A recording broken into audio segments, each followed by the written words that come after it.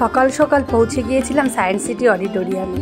হ্যাঁ, প্রজাপিতা ব্রহ্মাকুমারীর যে সিস্টার শিবানী আছেন তিনি সেদিন আসবেন ওখানে, তাই আমরা পাসটা নিয়ে ভেতরে চলে গেলাম। দেখো, দিদি মঞ্চে প্রবেশ করছেন, প্রদীপ প্রজ্বলনের মাধ্যমে তাকে সম্বর্ধনা করা হচ্ছে। সত্যি অডিটোরিয়ামের হলটা যেন একদম দিদি যেন আলোকিত করে রেখেছিলেন। আমরা সবাই তার ওই পজিটিভ থিঙ্কিংগুলো নিলাম। তার ওই যে কথা বলার ভঙ্গিমা, সত্যি তাকে দেখলে মনে হয় সাক্ষাৎ দেবী সরস্বতীর দর্শন করছি।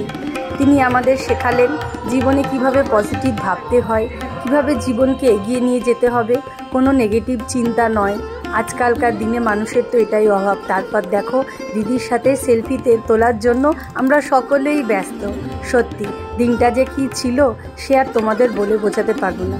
স্মৃতির পাতায় উজ্জ্বল অক্ষরে লেখা থাকবে দিনটা, তাই তোমাদের সাথে একটু শেয়ার করলাম।